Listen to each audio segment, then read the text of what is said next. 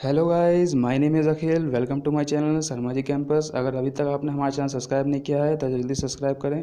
Okay guys, start करते हैं। आज हम 24 अगस्त की करंट अफेयर्स पढ़ेंगे। चलिए, पहला क्वेश्चन है, भारत ने कोरोना वायरस टेस्ट करने के मामले में कौन सा स्थान हासिल कर लिया है? पहला ऑप्शन है पहला, दूसरा ऑप्शन है दूसरा, तीसरा ऑप्शन है तीसरा, चौथा ऑप्शन है चौथा। इसका राइट आंसर है तीसरा। इसका राइट आंसर है तीसरा। भारत ने कोरोना वायरस टेस्ट करने के मामले में चीन और अमेरिका के बाद तीसरा स्थान हासिल कर लिया है। भारतीय चिकित्सा अनुसंधान परिषद के मुताबिक पहली बार एक दिन में 10 लाख से ज़्यादा टेस्ट किए गए हैं, जबकि अब तक 3.5 करोड़ टेस्ट किए जा चुके हैं। चलिए क्वेश्चन नंबर 2 की बात करते हैं। क्वेश्चन नंबर 2 है, सरदार पटेल राष्ट्रीय एकता पुरस्कार के लिए ऑनलाइन नामांकन प्रक्रिया को कब तक बढ़ा दिया गया है? पहला ऑप्शन है 31 अगस्त 2020, दूसरा ऑप्शन है 30 सितंबर 2020, तीसरा ऑप्शन है 31 अक्टूबर 2020, चौथा ऑप्शन है 30 नवंबर 2020। इसका राइट आंसर है 31 अक्टूबर 2020। 31 अक्टूबर 2020 देश में एकता और अखंडता के क्षेत्र योगदान देने पर दिए जाने वाले सर्वोच्च नागरिक पुरस्कार सरदार पटेल राष्ट्रीय एकता पुरस्कार के लिए ऑनलाइन नामांकन प्रक्रिया को 31 अक्टूबर 2020 तक बढ़ा दिया गया है। इस अवार्ड को सरदार वल्लभ भाई के नाम पर शुरू किया गया था। चलिए क्वेश्चन नंबर 3 की बात करते हैं। क्वेश्चन नंबर 3 है, निम्न में से किसने हाल ही में सेबी में कार्यकारी निदेशक के रूप में कार्यभार ग्रहण किया है? पहला ऑप्शन संजय शर्मा, दूसरा ऑप्शन मनीष शर्मा, तीसरा ऑप्शन जेपी गर्ग, चौथा ऑप्शन सुदीप नागल। इसका right answer JP Garg. JP Garg ने हाल ही में भारतीय प्रतिभूति और विनिमय बोर्ड सेबी में कार्यकारी निदेशक के रूप में कार्यभार ग्रहण किया है। वे इससे पहले सेबी में मुख्य महाप्रबंधक के थे। वे देश में वित्तीय साक्षरता और निवेश शिक्षा पर सेबी की पहल के साथ निकटता से जुड़े रहे हैं। चलिए क्वेश्चन नंबर 4 की बात करते हैं। क्वेश्चन नंबर 4 है, इनमें से किस राज्य सरकार ने भरूच में बाधभूत परियोजना के लिए अनुबंध प्रदान किया है? पहला ऑप्शन पंजाब सरकार, दूसरा ऑप्शन गुजरात सरकार, तीसरा ऑप्शन महाराष्ट्र सरकार, चौथा ऑप्शन केरल सरकार। इसका राइट आंसर गुजरात सरकार। गुजरात सरकार ने हाल ही में भरूच में बाधभूत परियोजना के लिए अनुबंध प्रदान किया है, जिस परियोजना को राज्य में स्थानीय मछुआरों के विरोध का सामना करना पड़ा है। यह बाधभूत परियोजना नर्मदा नदी के पार बाधभूत गांव से 5 किलोमीटर और नदी के मुहाने से 25 किलोमीटर दूर स्थित है। चलिए क्वेश्चन नंबर 5 की बात करते हैं। क्वेश्चन नंबर 5 है, इनमें से किस देश संसद के निचले सदन हाउस में रिपब्लिकन्स के विरोध के बावजूद रिप्रेजेंटेटिव में पोस्टल सर्विस बिल पास हो गया है? पहला ऑप्शन है ऑस्ट्रेलियाई संसद, दूसरा ऑप्शन है अमेरिकी संसद, तीसरा ऑप्शन है जापानी संसद, चौथा ऑप्शन भारतीय संसद। इसका राइट आंसर अमेरिकी संसद।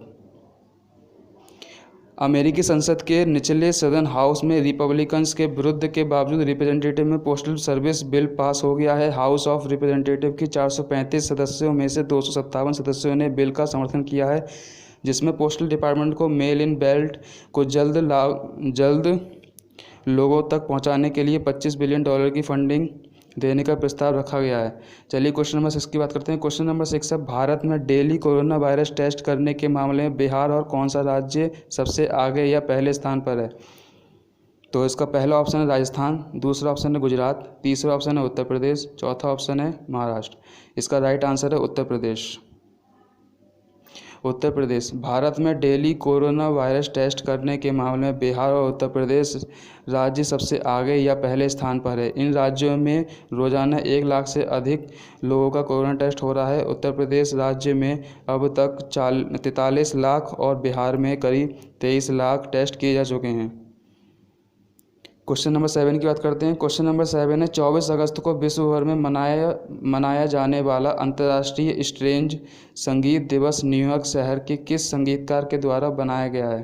पहला ऑप्शन है जेम्स कार्तेओ, दूसरा ऑप्शन पैट्रिक ग्राउंड, तीसरा ऑप्शन जेम्स कार्टी, चौथा ऑप्शन एलेक्सा हेलन। इसका राइट आंसर है पैट्रिक ग्रांट।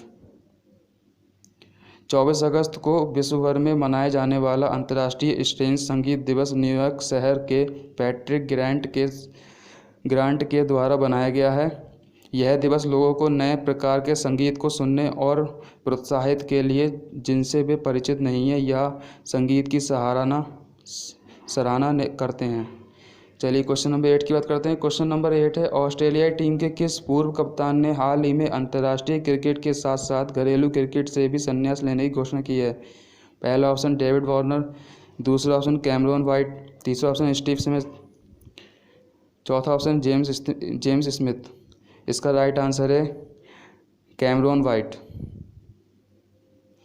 Cameron white. ऑस्ट्रेलियाई टीम के पूर्व कप्तान कैमरन वाइट ने हाल ही में अंतर्राष्ट्रीय क्रिकेट के साथ साथ घरेलू क्रिकेट से भी संन्यास लेने की घोषणा की है। उन्होंने ऑस्ट्रेलिया के लिए 140 से ज़्यादा इंटरनेशनल मैच खेले हैं। उन्होंने टीम के लिए वर्ष 2005 से 2018 तक 4 टेस्ट, 91 वनडे इंटरनेशनल और 47 T20 इंटरनेशनल मैच खेले हैं। चलिए क्वेश्चन नंबर 9 की बात करते हैं। क्वेश्चन नंबर 9 है, सऊदी अरामको ने किस देश में रिफाइनिंग और पेट्रोकेमिकल्स कॉम्प्लेक्स निर्माण के लिए $10 अरब के सौदे को रद्द कर दिया है? पहला ऑप्शन है जापान, दूसरा ऑप्शन है चीन, तीसरा ऑप्शन है ऑस्ट्रेलिया, चौथा ऑप्शन है अफ्रीका। इसका राइट आंसर है चीन। सऊदी अरामको ने चीन में रिफाइनिंग और पेट्रोकेमिकल्स कॉम्प्लेक्स निर्माण के $10 अरब के सौदों को रद्द कर दिया है। कंपनी ने यह डील इसलिए रद्द की क्योंकि वह तेल की कम कीमतों का सामना करने के लिए खर्च कर रही है। क्वेश्चन नंबर 10 की बात करते हैं। क्वेश्चन नंबर 10 है, निम्न में से किस देश ने कोरोना वायरस की दूसरी वैक्सीन एपीवैक कोरोना बनाने में सफलता हासिल की है? पहला ऑप्शन है रूस, दूसरा ऑप्शन है मिस्र, तीसरा ऑप्शन है अमेरिका, चौथा ऑप्शन है ऑस्ट्रेलिया। इसका राइट आंसर है रूस। रूस ने हाल ही में कोरोना वायरस की दूसरी वैक्सीन एपीवैक कोरोना बनाने में सफलता हासिल की है।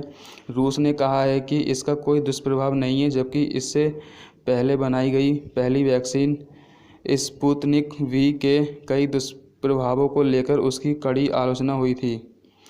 गाइस, ये करंट अफेयर्स के 10 क्वेश्चन थे 24 अगस्त के। Okay guys, thank you and keep watching video.